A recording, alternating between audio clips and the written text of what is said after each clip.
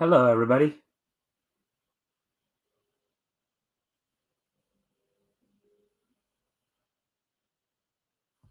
All right.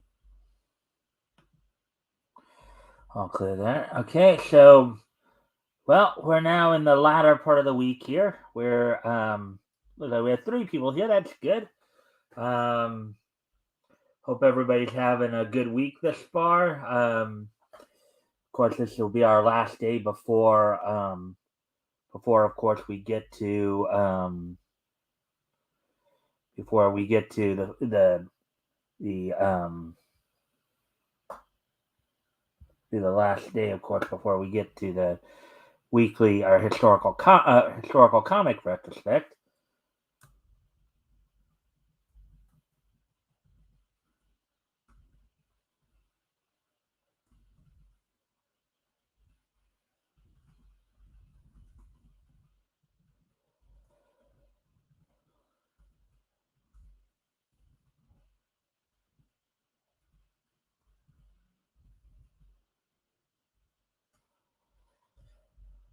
With all that being said,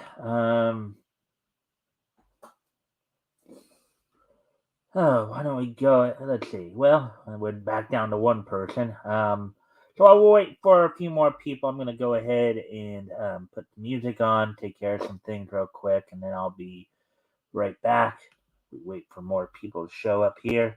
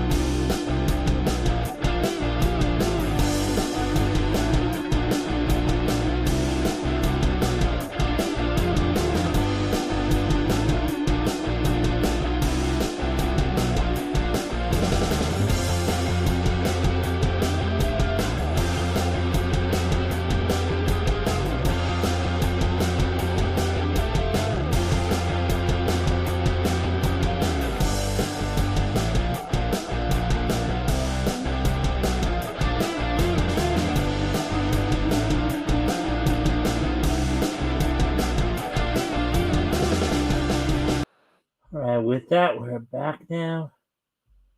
So, anyways,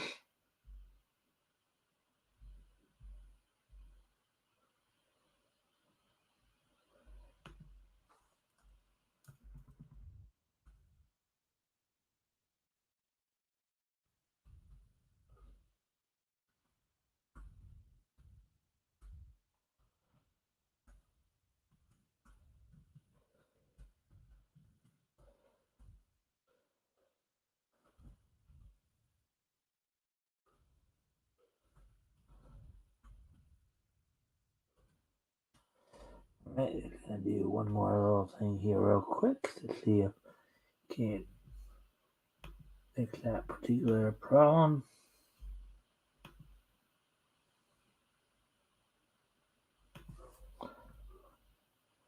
All right, there we go.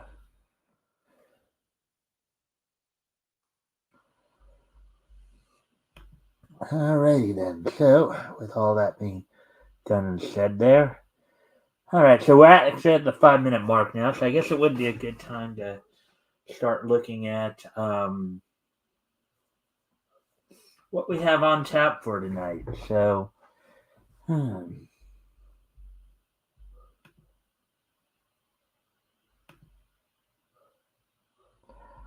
um, so tonight, of course, we're going to go over a couple articles from Bounding into Comics. Uh, we're gonna cover an article about Chuck Dixon talking about how woke won't go away. Also, apparently, we got some more issues with the Western localizers again in regards to Viz Media Manga. So we'll be looking at that as well. Also, of course, the Wrestling Roundup, we'll be going over like kind of what going over the latest news from WWE and AEW, as AEW did have its Dynamite episode last night. We'll talk about some of the stuff that happened there, some of the stuff that's setting up for their next pay per view, as well as, of course, getting caught up on the latest WWE news as we march towards WrestleMania coming up on April the 1st and 2nd. Let's see, what else do we have? What else do we have going on? Well, and then of course this day meets history as well. So without any further ado, why don't we go ahead and get started then with the show, going over the articles here, and then depending upon the time, we might go over to CBR for a few minutes, see what's going on. See if we can find any news there. So let's just see what. All right. So with that, here we go. All right. So here's the first article we're gonna talk about here. All right. Longtime Batman writer Chuck Dixon, quote, "I don't see the woke going away," unquote. Article by John F. Trent, published March 8th, which was yesterday. This came pretty much just after I'd already decided, so that's why I pushed it back to today. Longtime Batman writer and the creator of the villain Bane recently shared his opinion that he does not see woke entertainment going away anytime soon.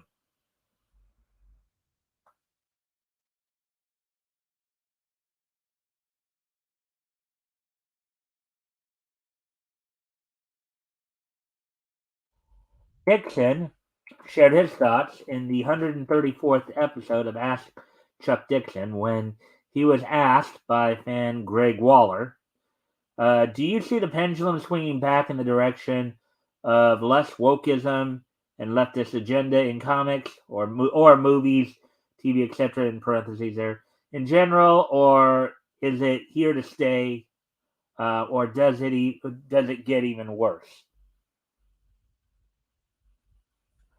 Dixon answered, "I don't see the woke going away. I really thought with Discovery Channel taking over Warner's and cleaning house a bit, and Paramount making it clear that they are not interested in pandering to any particular political ideology, and a number of other outlets making changes and firing people who were clearly untalented and only got their positions because their minds were right in the viewpoint of the left wing intelligentsia. Despite all that, I still see more and more woke material appearing. Maybe woke is a demographic now. I think it would be a pretty small demographic, but and even in that, even if it is, they're still not. Even when they try to pander to them, doesn't always work out, as we've been seeing with Noah. Quote, "I can't think that there are that many people that are looking for this kind of entertainment," which is true. There aren't. Where you sort of nod along rather than actually enjoying yourself, unquote. He asserted, quote, "You're just sort of in agreement with what's being presented, like," in smaller quote, "I don't find this particularly funny or engaging or suspenseful. but I'm in sync with the creators. To me, that's not entertainment. Certainly not escapist entertainment. And he's right there. It's not.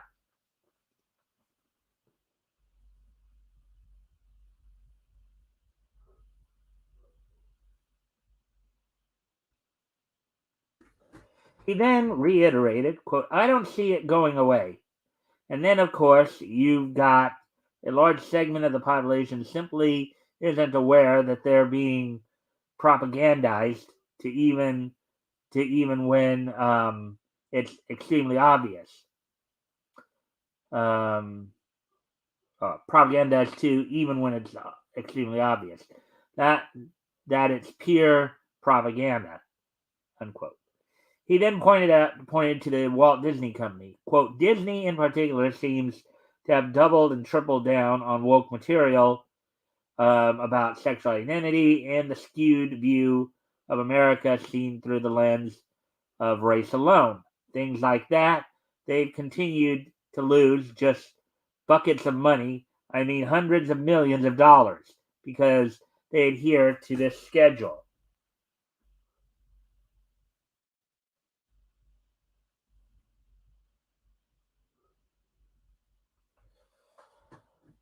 Oh, and I really thought see at Warner's they pulled a lot of the woke material or canceled projects that were woke because they knew they were money losers at the beginning, unquote.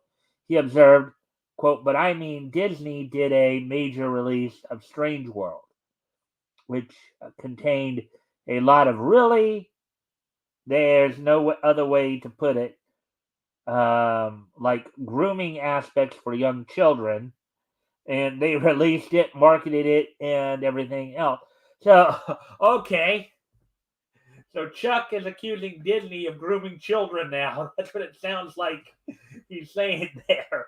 Whoa, that's quite a damning statement against Disney. Oh boy, Chuck Dixon kind of playing out this. And of course, a reminder to everybody: if you can like, if you haven't already, if you can like and share the stream, see if we can get some more friendly people in here. Also, also, if you can, if anything here or if anything here grabs your attention, feel free to comment and or ask questions, and I'll try to answer the questions to the best of my ability. So, with that, let's continue on here. Quote, it's I think, their biggest animated feature failure ever. I mean, it lost hundreds of millions of dollars at the box office. No one went to see it. I think there was an active campaign not to go see this movie. Word of mouth, and Disney promoted it as woke, unquote, Dixon said. He then asked, quote, so I don't know at what point does Disney bring themselves to their knees to a point where they're open to a hostile takeover by another company? I mean, you are hemorrhaging this much cash. Your shareholders have to be looking for a way out, right?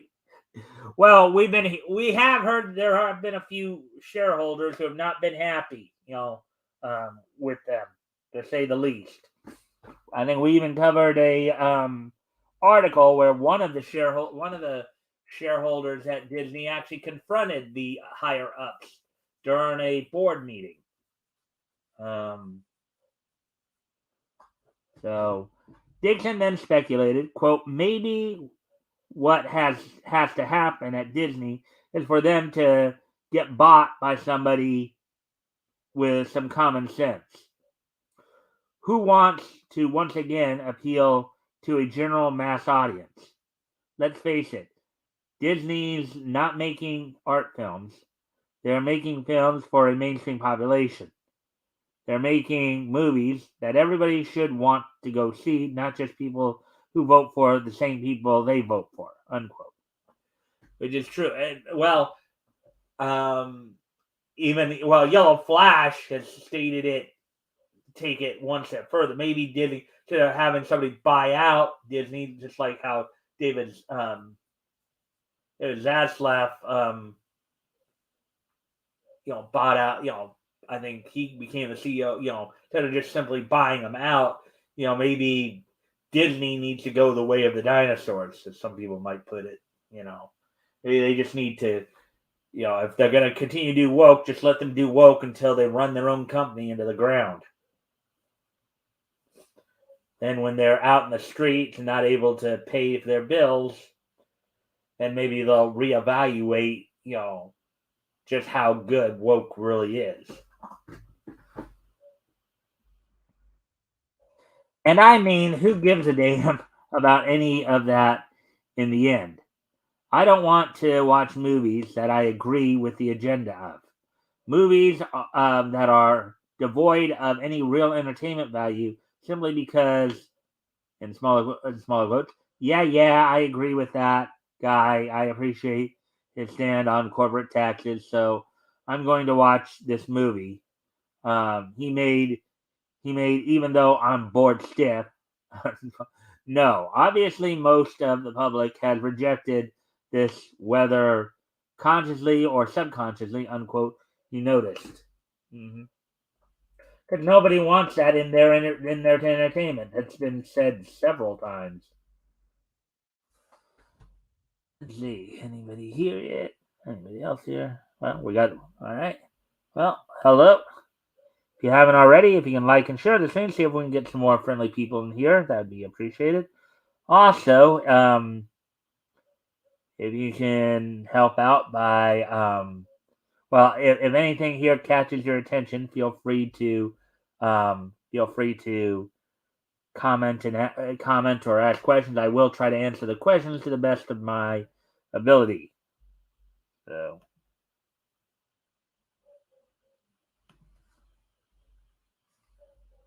all right. So there we go.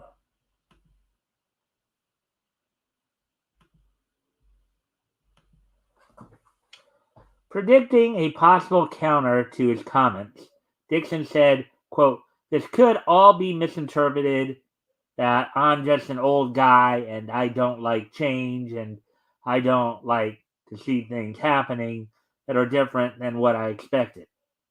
But nothing could be further from the truth. But this is true for you and it's true for me," unquote. He went on, quote, "We've always had diversity in entertainment, or recent years, recent decades. I think it's supposed to be four. They typo there. We've had diversity in entertainment. Entertainment that reflects societal change and, more importantly, reflects who lives here in the United States or what part of the population would be in the story." Unquote. Quote, "So we accepted diversity without being told it was diversity. Without being told we're better people because we've accepted it," unquote. Dixon noted. Quote, "We've just been presented with entertaining entertainment that didn't have a message, didn't have an ideology, and just happened to want to appeal to a wider audience, wanted to appeal to everybody. So it includes everybody in its entertainment. And it's not scolding or trying to virtue signal or whatever. It just is," unquote. Quote, "I mean, we like the character of Storm because she's a BA," unquote. He opined. Quote, "When I think of Storm, and I'm not a big X-Men fan, when Storm was introduced, I was reading the title. Everybody was reading X-Men at that point. It was the peak of its popularity, and everybody who was reading comics was reading X-Men. And they introduced Storm, and Storm eventually became leader of the X-Men. And they didn't push in our face, she's the first black woman to be leader of it. They didn't think of it. We didn't think of it. It didn't matter," unquote. Amen to that, brother. Amen to that. Uh,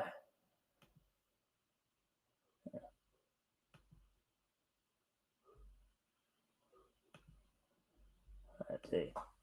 Dixon continued, quote, Storm organically within the story rose to be the leader of the X-Men because she was a really, really cool character with an interesting background, three-dimensionally realized and everything else.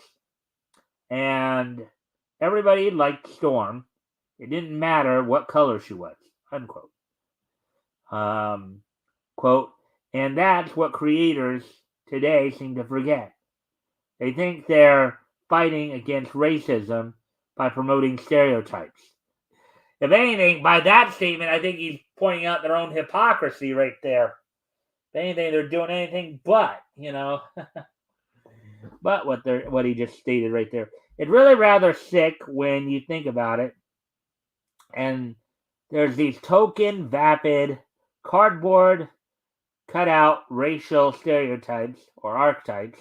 It's tedious, it's boring, and it's not entertaining, unquote, he concluded.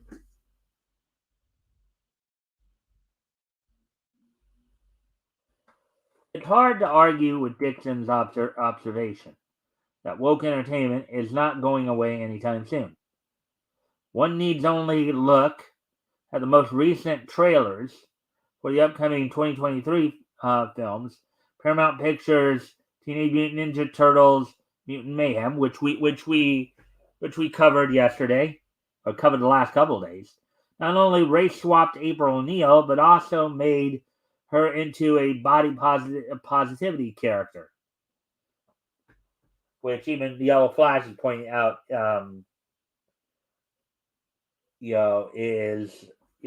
is ridiculous because she needs to, she needs to be healthy because she's running around. And also, and one thing I noticed about this particular animation here, how they're animating this movie, I wouldn't be surprised if you had a few people regurgitating after seeing this animation. Kind of reminds me of what you would find if you were to look into the toilet after you just took a dump. Okay, so make that what you will.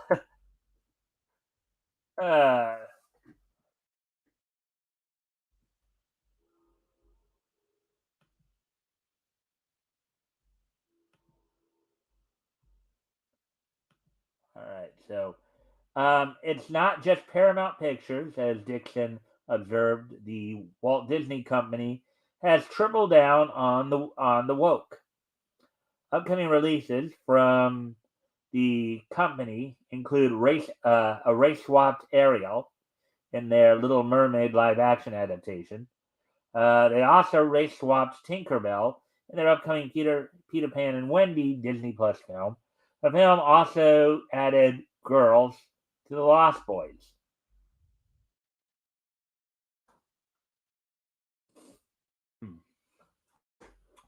Warner Brothers Discovery is also pushing woke content in the form of environmentalism. Actor Jason Momoa, who approved of destruction of property amid the riots of 2020, revealed that the upcoming Aquaman and the Lost Kingdom film includes a lengthy lecture on the environment. Oh boy. He told Variety, quote, the beautiful thing is that me and my partner wrote the first treatment for it, about a 55-page treatment, and a lot of it has to deal with me talking to the UN expeding to I think he meant to say expediting what's going to be happening with the melting ice caps. Quote, end quote. Quote, there's no far off galaxy coming to destroy us. There's no alien from another place. It's really just the idea of us ruining our planet, unquote, he added. Quote, and the fact that we all need to get together and save our home.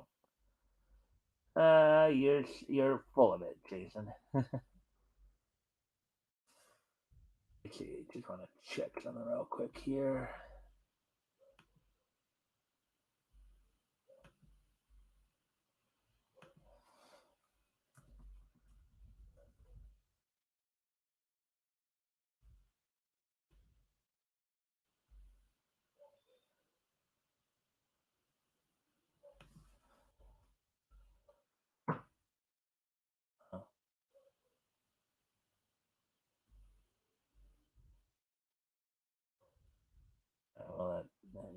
Eh,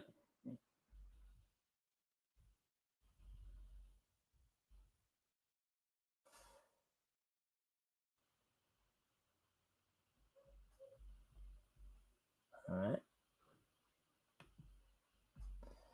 All right. Anyways,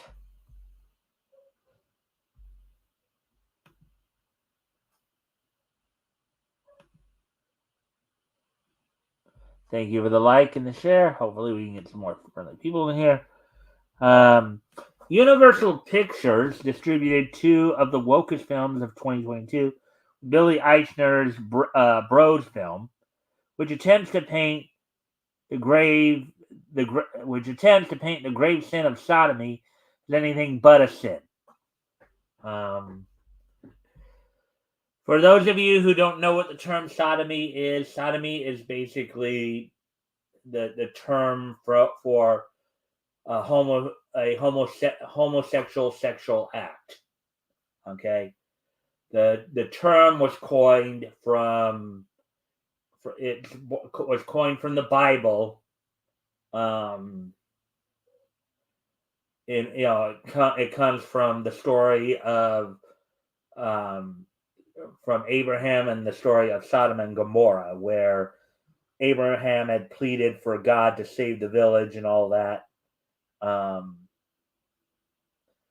then there was there was an instance where the angels had come to see Lot and Moses, and the men of the village had wanted to have their way with the angels who happened to take the form of men. So that's where the term sodomy comes from. And for those, as I said, to just repeat what I was saying, term sodomy comes from the story of Sodom and Gomorrah. That's where the term was coined from, and it basically it describes a sexual act of a homosexual nature. So, anyways, the film studio also pushed out the 355. Actress and producer for the film, Jessica Chastain, said of the movie at New York Comic Con, quote, "My goals and dreams for the 355 is that we just accept the fact that women are awesome and tough and bad bleep." She added, quote, "I'm excited for society to start acknowledging what's happening in our world."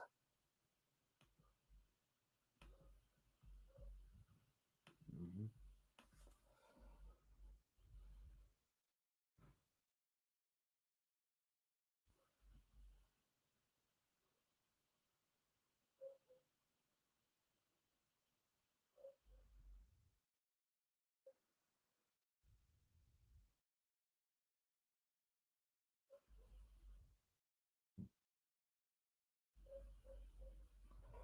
Woke entertainment isn't going anywhere. It might be losing money hand over fist, but the individuals making creative decisions at these companies are less motivated by their film's monetary success and more motivated on how they can propagandize the next generation and spread their objectively evil ideologies. What do you make of Dixon's comments? Yeah, I would say I'm in agreement with a lot of what he says. You know, that's the thing. Influence the mind of the next generation. You know.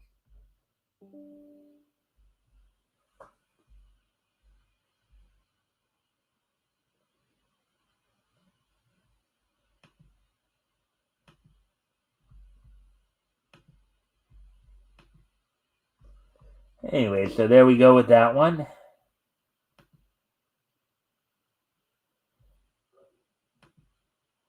And we get ready to move on to the next article here. Let's say 30 minutes. Okay.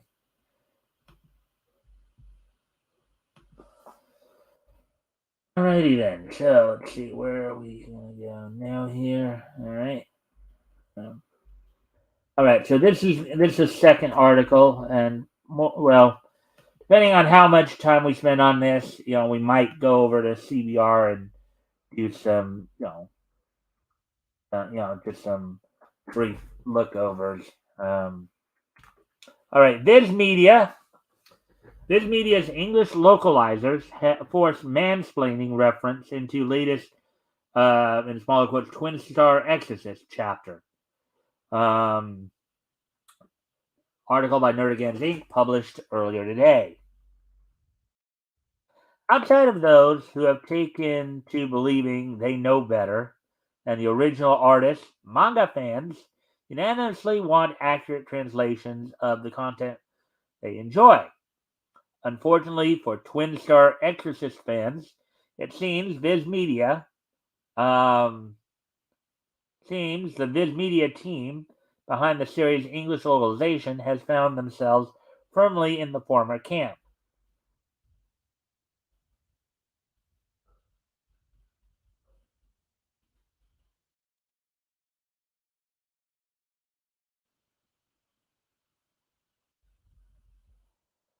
Created by mangaka Yoshiaki Tsukino, Twin Star Exorcist centers on the war between the exorcist of Tsuchimikado and the Kigare, a species of monsters created from the negative energy of the human populace. The titular, in smaller quotes, Twin Stars, refers to a great prophecy that claims that series protagonists Benio Adashino and Rokuro Amato will give birth to a child who will put an end to the centuries-long conflict. That is, if they can survive long enough to make it happen.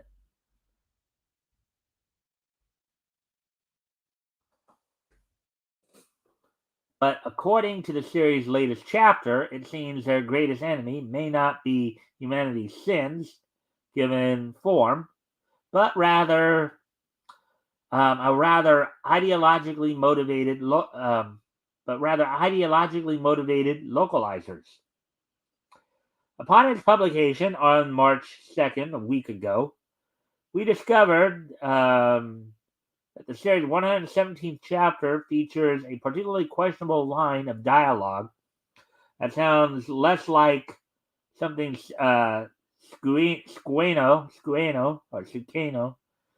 would ever write, and more like the tired screeds of your average Twitter feminist. Oh boy. The moment in question occurs during Shizuru Ioroi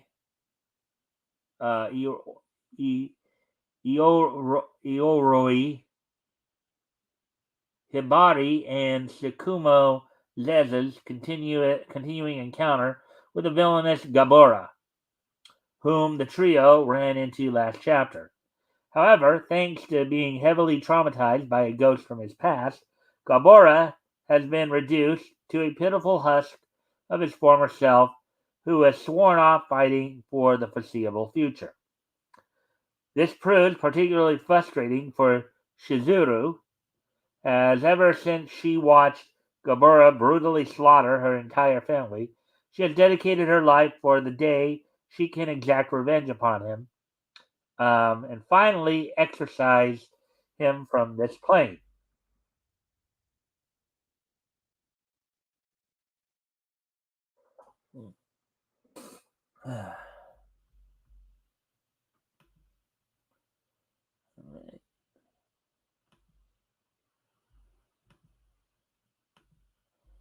Of course, if anything here grabs your attention, feel free to comment and/or ask questions.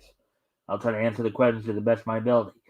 But after Hibari reveals that he possesses information regarding the killer's true past, Gabora begins chapter 117 by flying into an angry rage and demanding that his opponent, quote, tell me everything you know about me, unquote. In turn, Shizuru finds her own spirits lifted, snapping back to form by announcing to her companions, quote, this is for keeps, unquote, before issuing the pointed call, quote, better gird your loins, Hibari, unquote.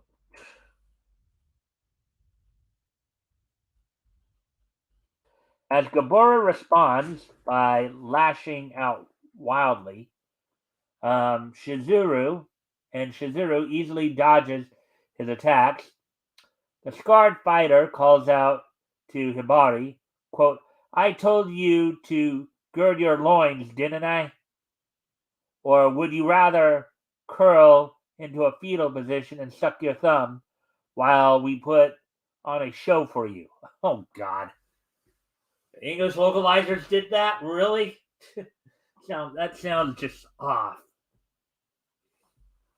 Surprised by her sudden change in attitude, and annoyed Hibari points out that Shizuru, quote, was whining just now because Gabora was ignoring you, unquote. To which their ever literal teammate, Sakumo, follows up with an explanation as to the physical health consequences that would occur should someone actually perform the actions suggested. Okay.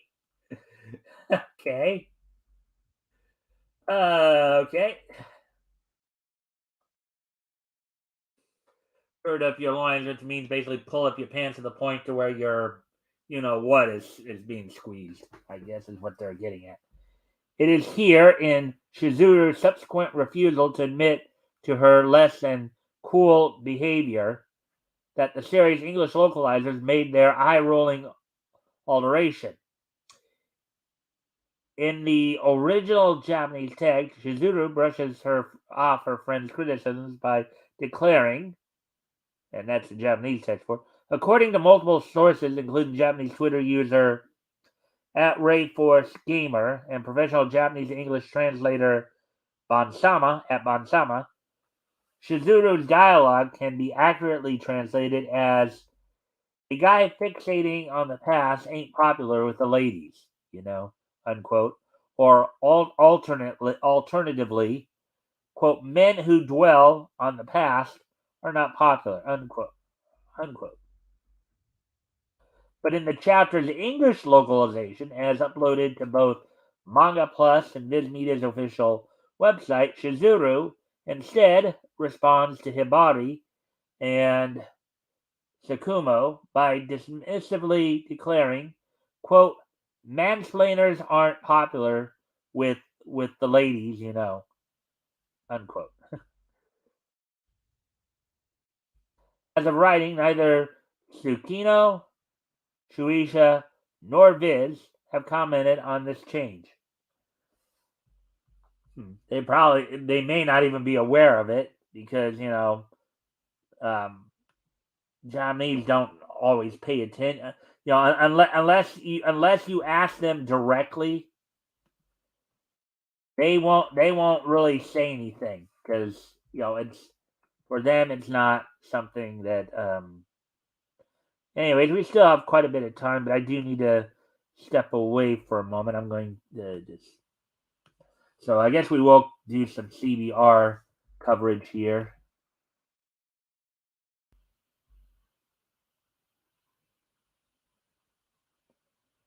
I hate when people make these changes.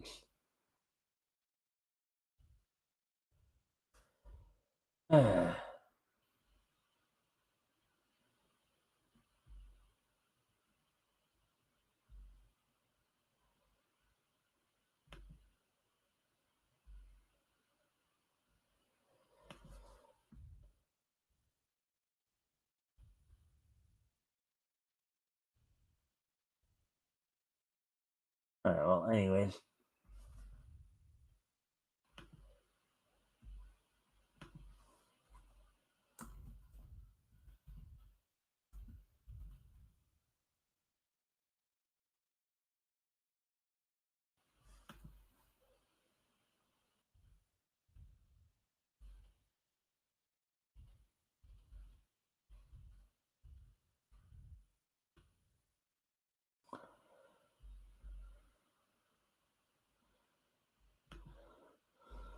All right, so here we go. Let's see. I just.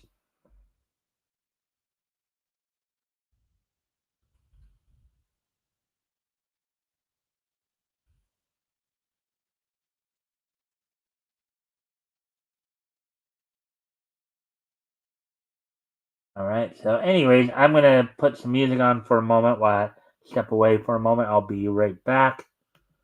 Um,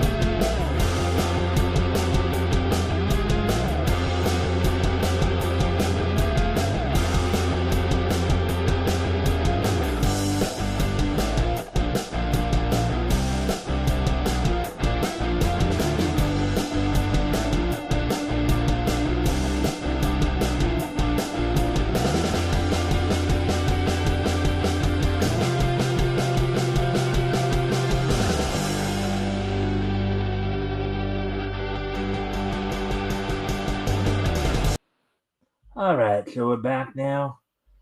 Okay.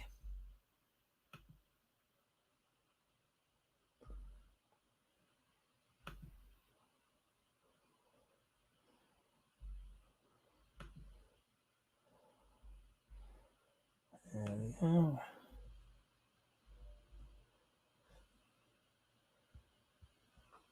Alrighty then. So with that,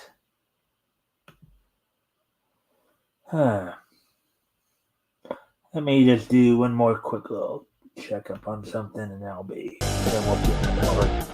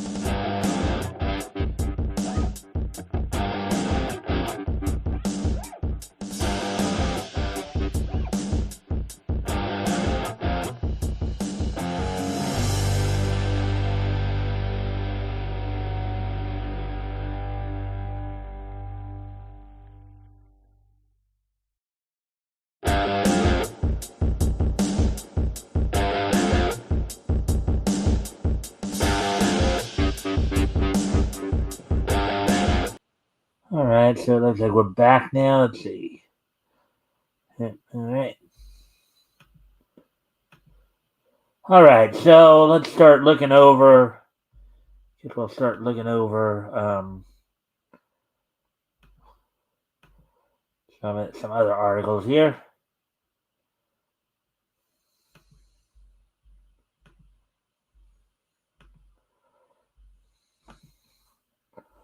Okay.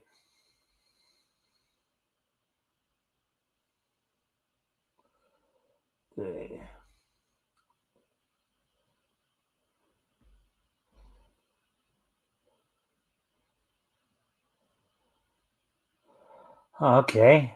Um,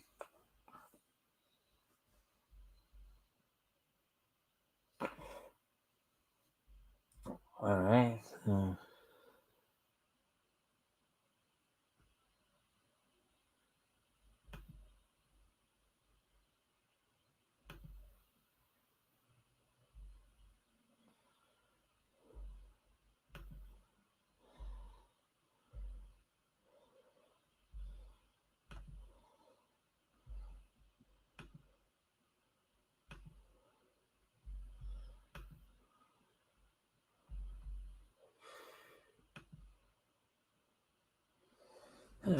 But anyways,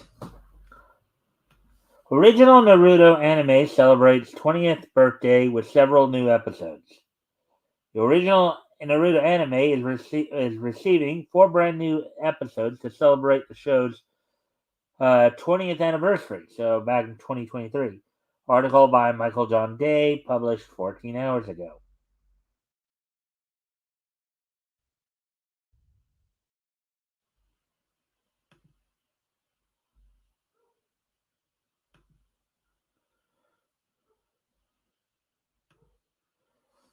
All right. Let's see.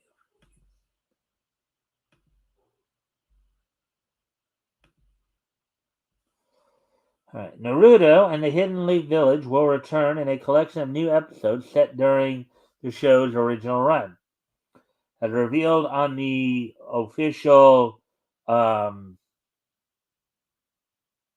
on the official Naruto Boruto website via Anime News Network, the original Naruto series will receive 4 brand new installments to commemorate um, the show's 20th anniversary. These original animations will air in September 2023. At the time of writing, there are no details on these celebratory chapters. Selected episodes of the anime will also be rerun in Japan throughout July to lead up to this new expansion of the Naruto anime.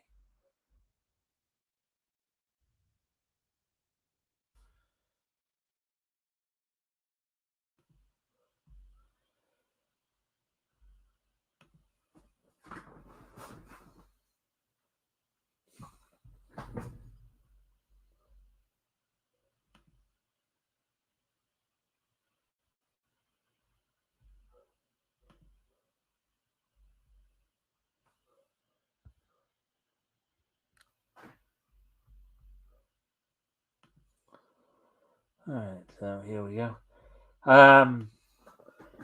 Based on the manga by Masashi Kishimoto, the series began airing in October 2002 and ran until 2007. So actually, it's been a little bit more than 20 years, more like 21 years.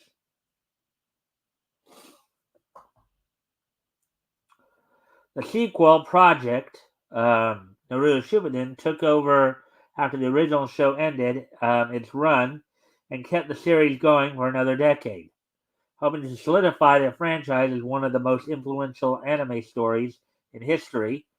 Over the course of 2 decades, the world of Naruto has garnered a passionate fan base. Um,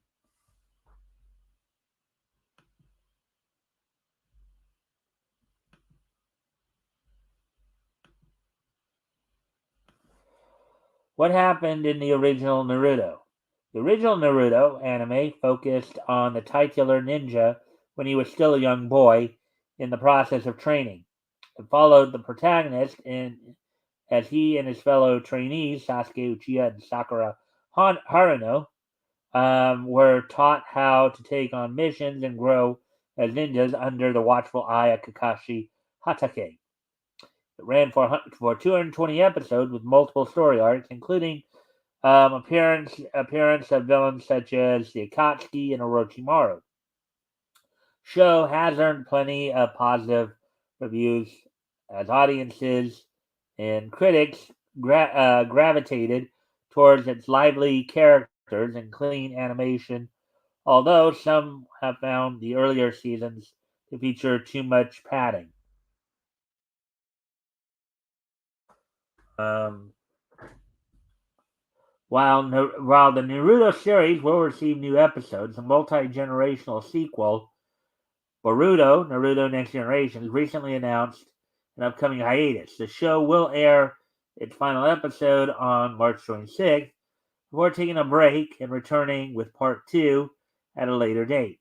Studio Pierrot also produces this project based on the manga of the same name, written by uh, Uiko Kodachi for the first 13 Koto for volumes 14 onwards. First 13 volumes. Um, Mikio Ikemoto, a former chief assistant for the Naruto manga, handles the illustrations. The original Naruto series and its multiple sequels are available to stream on Crunchyroll. So there we go with that one.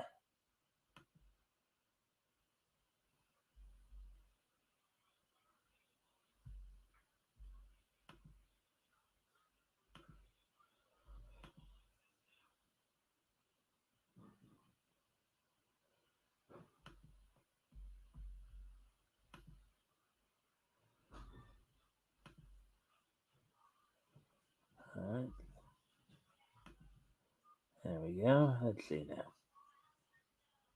So, getting ready to continue on here.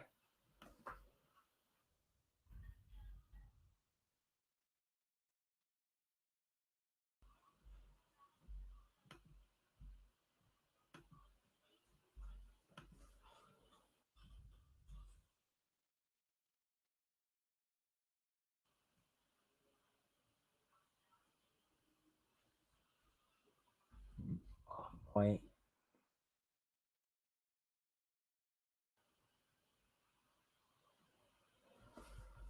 All right. So let's see now.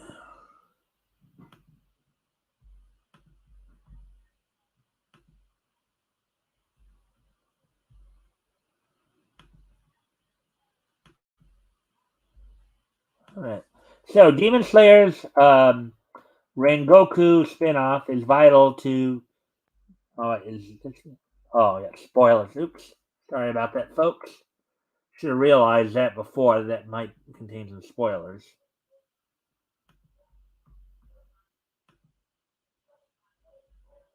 Um,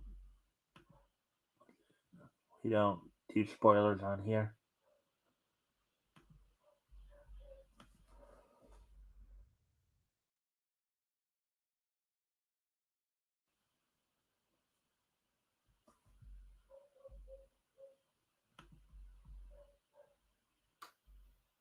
All right. Personality in playful cosplay. Okay. We will look to that.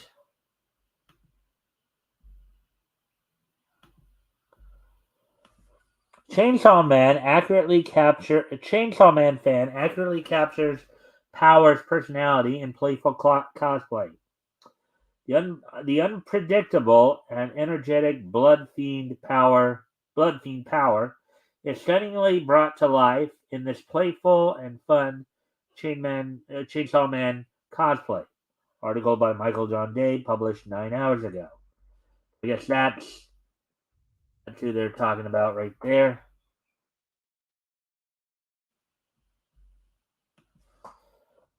An avid Chainsaw Man fan has created a cosplay that perfectly captures the violence loving, fun science-loving, fun-having, aspiring Nobel Prize winner Power. Um,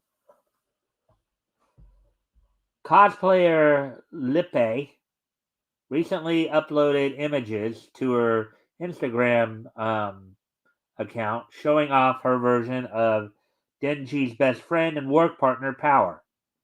She was pictured wearing the character's white shirt and a public safety uniform, and a blue hoodie on top, matching Power's clothing combo perfectly. Lippe finished the look with a long blonde wig and the character's iconic red horns sitting atop her head. Costume and makeup captured Power's aesthetic, but she took it further by bringing the Blood Fiend's personality to the forefront.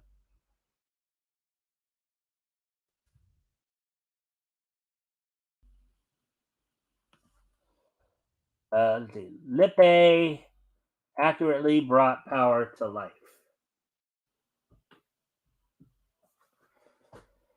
Power's erratic and fun energy was visible in the cosplay, with the first shot showing Power on her knees with her fist on her head, and the second depicting her pulling her cheek with her finger and clenching her chest.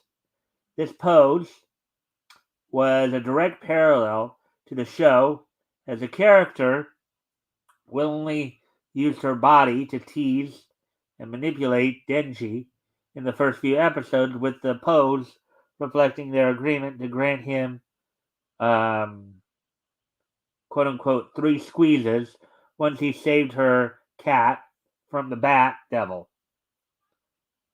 The post caption extended on the connection as it read, quote, "Where's my Nyako?" unquote, in reference to Power's beloved feline friend and pet.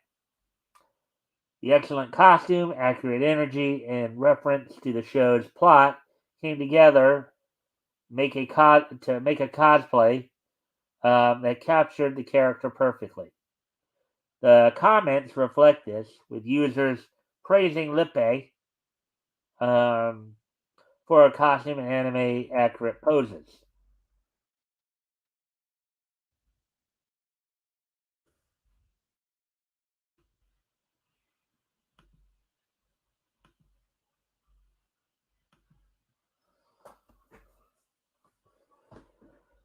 Chainsaw Man, written by Tatsuki Fujimoto, tells the story of a young man called Denji, who makes a contract with his pet devil dog Pochita and becomes a half-human, half-devil fiend known as Chainsaw Man.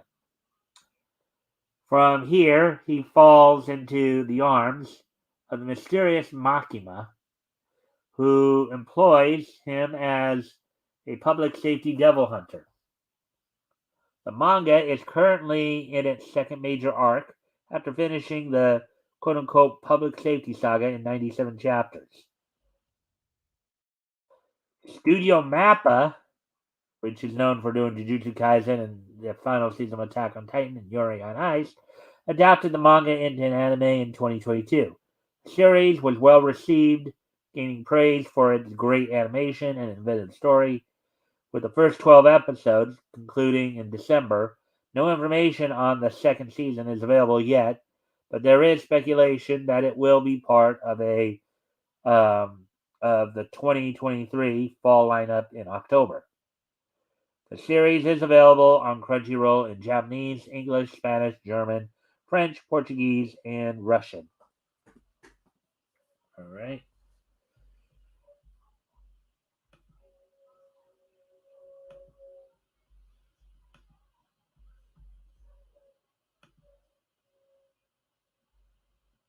All right. So let's see. Where are we at on time here? So we're just past the hour mark. So let's see how many more might be able to get through here.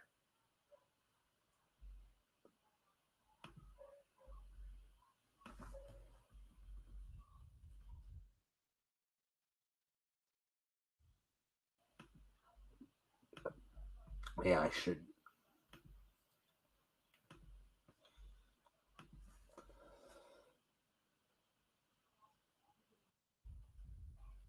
Bleach fandom's hatred of Orihime Inoue is unfair and uninspired.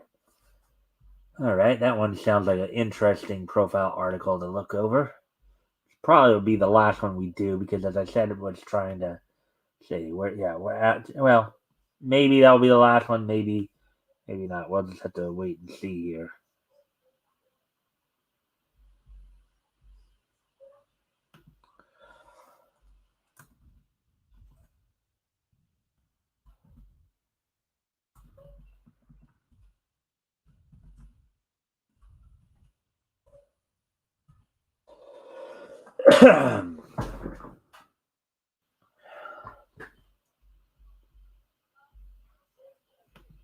All right. So, anyways, moving on to the next article here.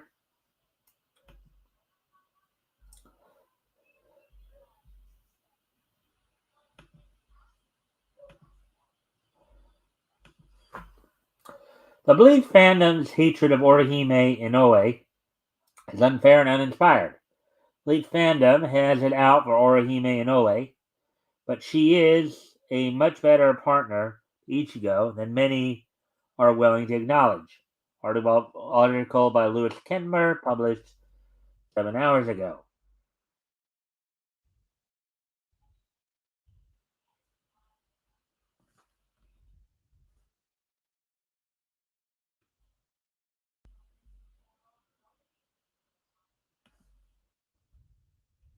Every anime fandom has its favorite and least favorite characters. Many factors may go into nominating the best male or female character, and naturally, the same can be said of determining the worst character.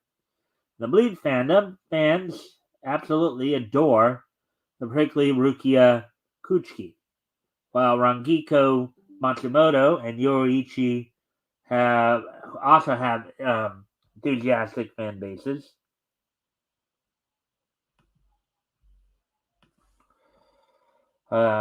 By contrast, and somewhat bafflingly, um, many Bleach fans despise Ichigo's good friend Orihime Inoue. The Bleach fandom overwhelmingly favors the Ichigo Rukia romantic pairing, and the loyalty to their favorite couple is admirable considering Ichigo Orihime is Kanan. What is not admirable is the vitriol directed towards Orihime. She is often derided as the worst character in the series and distinctly unpopular, much like Sakura Haruno in Naruto. In spite of these assertions, Orihime has subtle merits that can make up for a relatively lackluster charm.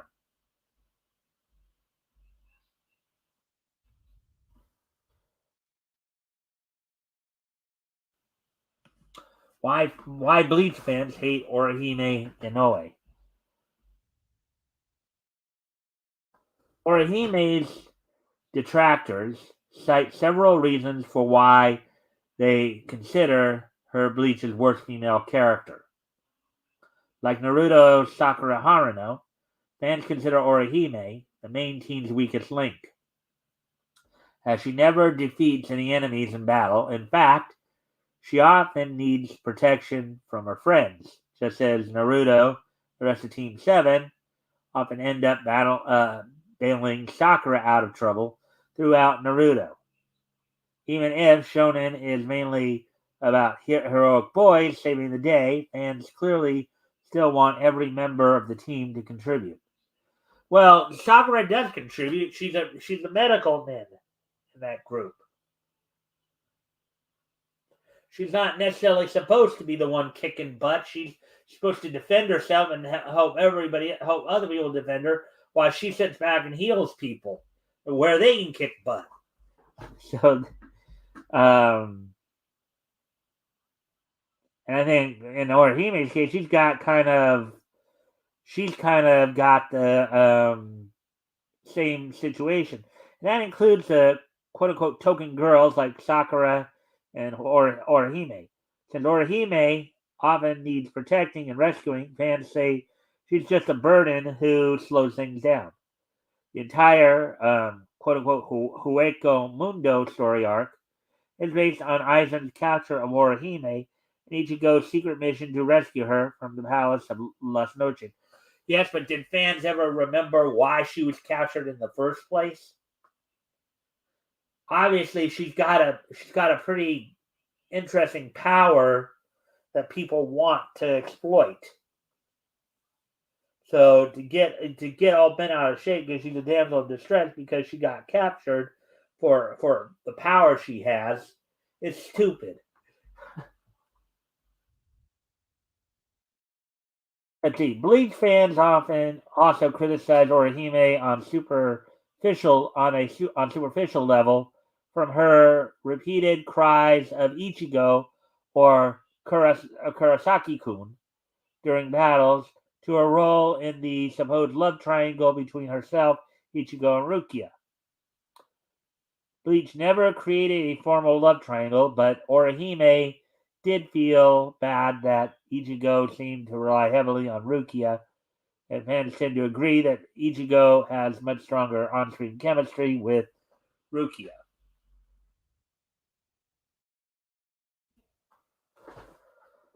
Getting this bent out of shape because of shipping. Oh boy, this sounds so stupid. Orihime must seem a boring romantic partner in comparison to the lovable Rukia. Others argue that she stole Ichigo from Rukia. They unfairly blame Orihime for Ichigo's actions. It is unfortunate and frankly tiresome fact that a character who threatens the fandom's favorite ship is sure to come under fire. Well, people also need to remember Rukia actually was living with Ichigo, was staying in his closet for a while there. A lot of people don't seem to remember. Oh, nut jobs.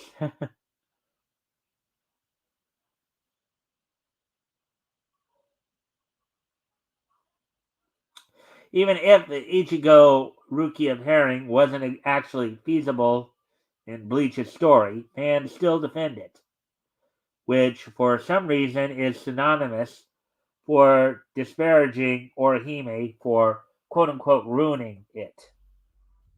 By Bleach, fans shouldn't hate Orihime. Well, the whole thing about getting this bent out of shape for shipping is stupid to begin with. It's absolutely stupid. Okay. Um, Orihime Inoue has many detractors, but she also has many fans who recognize what she contributes to the story and love of Bleach. Orihime's fans will defend her for the opposite reasons she is disliked. From her spiritual powers, right, to her personal connection to Ichigo.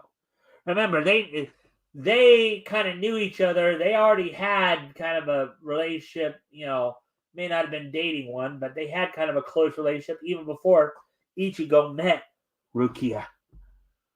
Um, it may be the case that Orihime's detractors put her down for not being something she was never meant to be at all. It's one thing to prefer strong tsundere girls like Rukia over gentle deres like Orihime, but that's no reason to say Orihime is a terrible character, and I would agree. Again, this whole situation sounds stupid to me, but that's just my opinion. Even if the Ichiruki ship is hugely popular, it's also pure fanon. It's Fan Keenan. I guess they decided to make that a portmanteau, as it were, and is based on Ichigo's and Rukia's on-screen chemistry as platonic opposite-sex friends. Ichigo and Rukia are great fun together as fellow students who have much to learn about each other's worlds, but that wouldn't make for a good romance in the actual story. For many reasons, the Ichi Rukia ship never could have happened, and author Tide Kubo was right to pair up Rukia with her childhood friend Renji, and Ichigo with Orihime. Ichigo and Orihime are perfect romantic partners, not because they have electrifying chemistry, but because they complement one another. In other words, you want somebody who can complement you in a relationship, not somebody who you don't want to be romantically involved with somebody who is the female version, in the guy's case, the female version of you, or girl's case, the male version of you.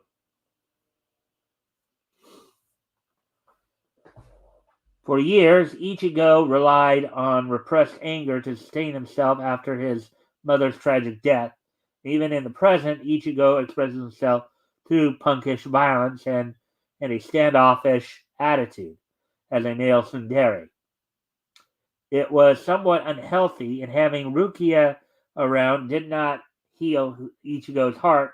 Orihime, as a deeply heartfelt and you know, empathetic person, could soothe Ichigo and give him something new to defend, not just a way to run from his emotional pain.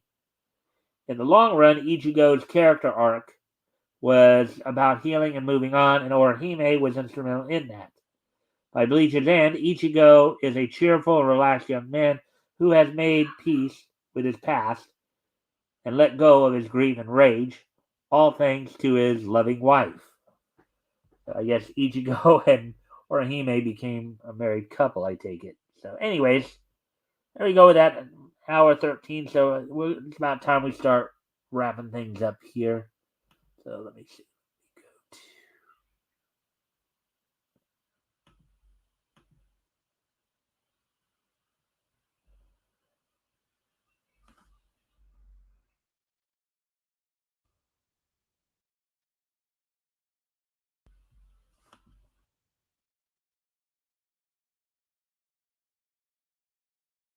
All right, then. So, anyways, so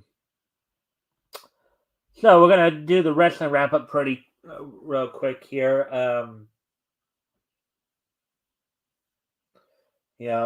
Some comings and goings in the WWE.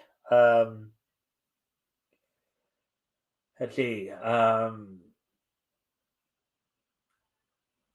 Liv Morgan found herself the subject of some I don't know if it's controversy, but just basically people just intruding upon her private life as she was filmed at a Knicks game with a WWE staffer, and everybody was wondering who this man in her life was.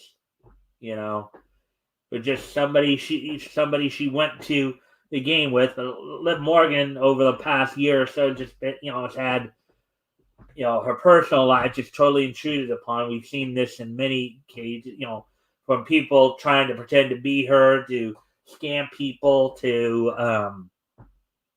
people like, now granted, a lot of WWE talent has had this issue of late, particularly with people who are looking to get them to sign merchandise to sell to other, to make a profit on them, which isn't cool either. But recently, I guess she was at a New York Knicks game. Somebody filmed her and a guy, and everybody was at, and people contacted her on Twitter saying, "Hey, who's this with you? Did you see this?" And she didn't even see it. And she was sorry for the guy. The guy she was with was a WWE staffer. They may be acquaintances or at most friends. Nothing, at least according to the art. According to what they were talking about. They were just at a game together. Just enjoying the game, trying to enjoy the game. Everybody, but everybody just has to intrude on Liv Morgan's life. In other WWE news, Japanese wrestler Saraya, not to be confused with Saraya in AEW, this is a different girl named Saraya who I think spells her name differently than the Saraya in AEW, formerly Paige of WWE.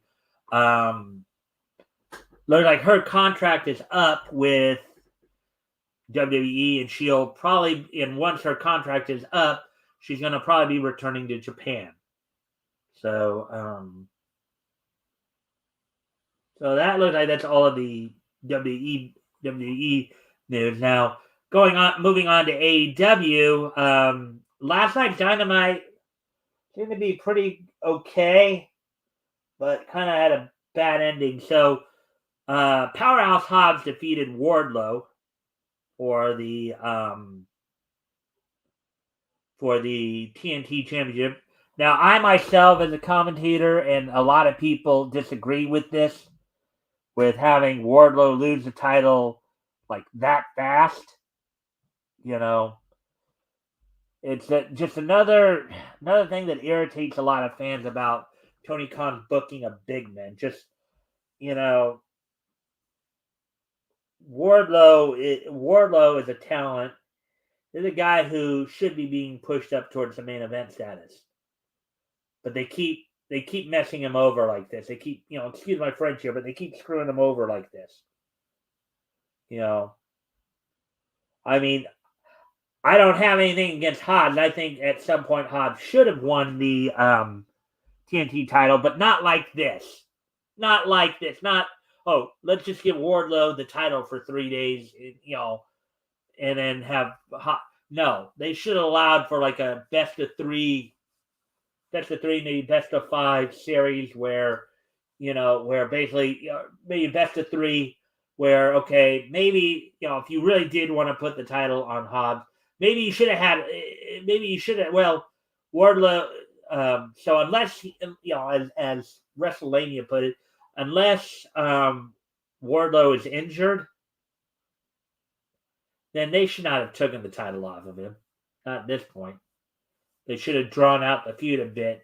Not saying that they're still not going to, but the way they did this was just absolutely stupid. Orange Cassidy. Well, before I continue on, let me, because I do have some comments here. Boys, you're in big trouble. What's your favorite Blues Brother? I don't have one because I never watched the movie. What's your favorite Mocus and Jocus? Again, don't know because I've never actually seen those before. So, anyways, continuing on with what I was talking about here. So yeah, and other matches also saw, as I said, Orange Cassidy defeated Jay Lethal in the opening of the show for the All Atlantic title. And there's some talk that they're planning on changing the name of the All Atlantic title, possibly to the International title.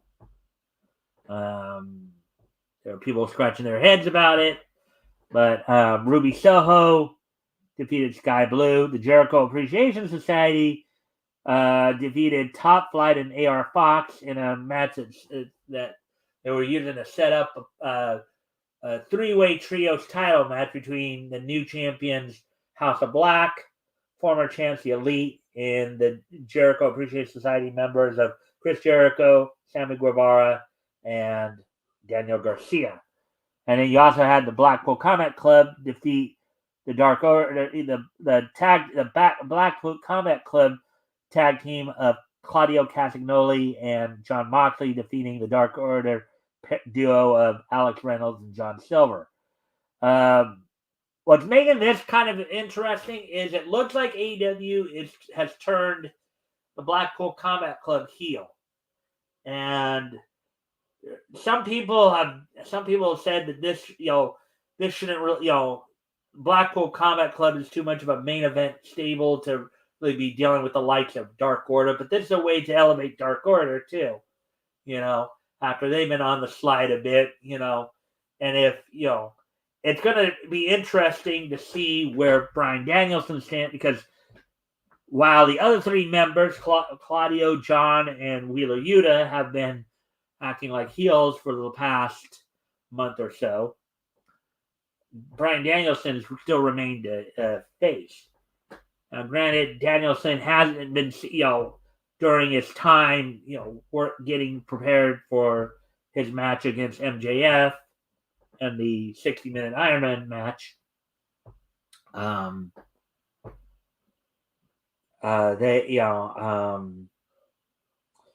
You didn't see Danielson interacting with the other members of Blackpool Combat Club, so it's going to be interesting to see how that all plays out.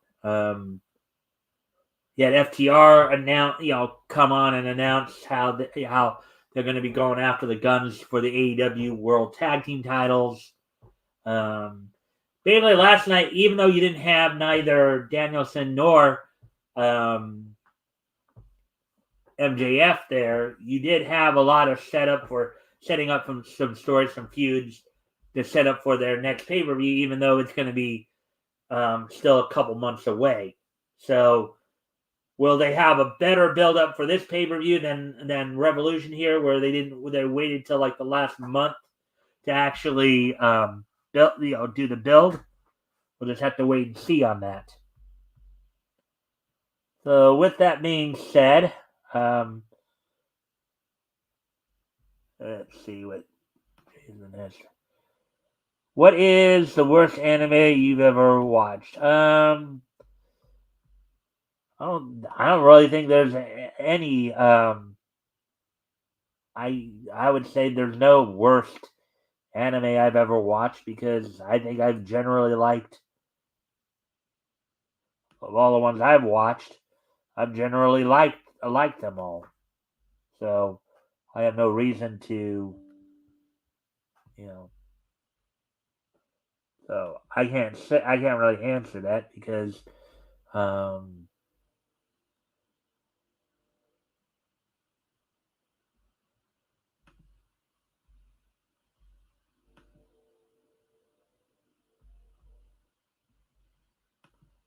so with that, as we said though, so now let's see, we're at hour 23, I believe, here.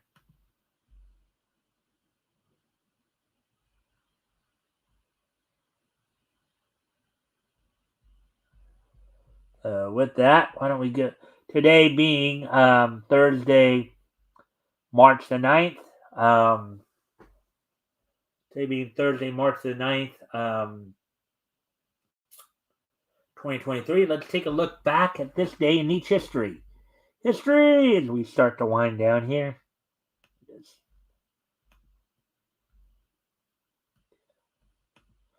All right, so without any further ado, let's go ahead and start wrapping things up here. So, first off, I'm going to head back 30 years ago, as on this date, 30 years ago today,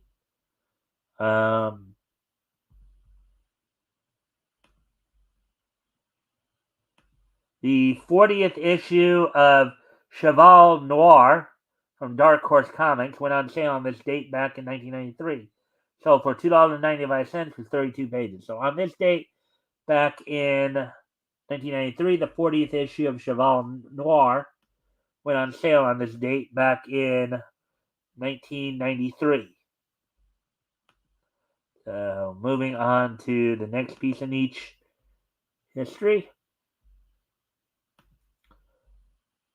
On this date in 1998, 25 years ago today, on the Go Home edition of Monday Nitro before Uncensored, WCW held its Nitro event at the Lawrence Joel Veterans Memorial Coliseum in Winston-Salem, North Carolina. The main event saw a six-man tag team match in which the NWO members of Hollywood Hogan, Kevin Nash, and Scott Hall, Eric Bischoff in their corner, defeated Randy Savage, Sting, and the Giant on the opposite end. A tag team match between Lex Luger and Rick Steiner and Scott Steiner and Scott Norton ended in a double countout. Ric Flair defeated Kurt Hennig by DQ. Chris Jericho retained the WCW World Cruiserweight title over Disco Inferno. The British Bulldog defeated Conan. Chris Benoit and DDP wrestled Raven and Saturn to a no contest. Let's see. Scott Norton did double duty that night. Earlier in the night, he defeated Juventud Guerrera. Bill Goldberg, of course, continued his streak by defeating Barry Darso, and then that's about as much. So that happened on the Go Home Nitro before Uncensored, back 25 years ago today. Now, moving back 10 years ago to 2013, a couple of things happened of interest on that date. First off, on this date in 2013, 10 years ago. Wow, it's been that long since the Hub's been on, huh? The Hub's Dan Versus went on. The Hub's Dan Versus went on. Finished its run on the Hub on this date 10 years ago. So Dan Versus the Hub's Dan Versus finished its aired its 53rd and final episode on this date back in 2013. And 2013 is just so nice that we're gonna hit it twice. And also on this date in 2013, and it seems like there was a few years here where every 5 years, and we just happen to be catching the 5-year marks here when it's been happening. But